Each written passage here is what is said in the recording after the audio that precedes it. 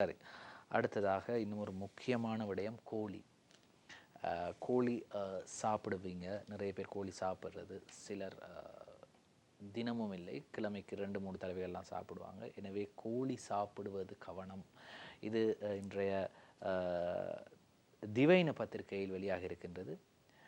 மே தினவல குக்குல்மஸ் கண்ண எப்பா, இந்த காலகட்டத்தில்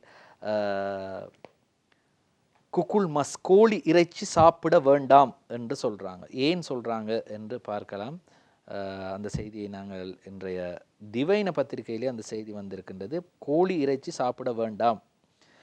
මේ දිනවල වෙළඳ පොලෙන් කුකුල් මස් මිලදී ගැනීමේදී වැඩි අවධානයක් යොමු කරන්න ලෙස පාරිභෝගික කටයුතු පිළිබඳ அதிகாரியை ஜனதாவட்ட இல்லா සිටිනවා. அதாவது நுகர்வோர் அதிகார சபை தான் இந்த வேண்டுகோளை விடுத்திருக்காங்க. இந்த காலப்பகுதியில் கோழி இறைச்சி சாப்பிடுவதில் அவதானமாக இருங்கள் என்று. அதிக වර්ෂාව සමග ජල ගැලීම තත්වයෙන් අමුවේ ගංවතුරට අසුවී මියගිය කුකුලන් වෙළඳ පොළ තුල විකිණීම ஹரா ஒபட்ட அப்பிட்ட, அதாவது அந்த அதிகார சபைக்கு தகவல் கிடைத்திருக்கின்றது. எனவே இந்த கோழிகளை சாப்பிட வேண்டாம் என்றும் இது உடம்புக்கு ஆபத்தை, உங்களது உடலுக்கு ஆபத்தை ஏற்படுத்தும் என்று கூறப்படுகின்றது. காரணம், நூற்றுக்கணக்கான கோழி பண்ணைகள் முற்றாக நீரில் மூழ்கின. அதிலே கோழிகள் எல்லாம் உயிரிழந்தன. எனவே அந்த கோழிகள் தான் தற்போது சந்தையிலே இருப்பதாக நுகர்வோர் அதிகார சபை கூறுகிறது. எனவே இந்த நாட்களில் கோழி சாப்பிட வேண்டாம் என்று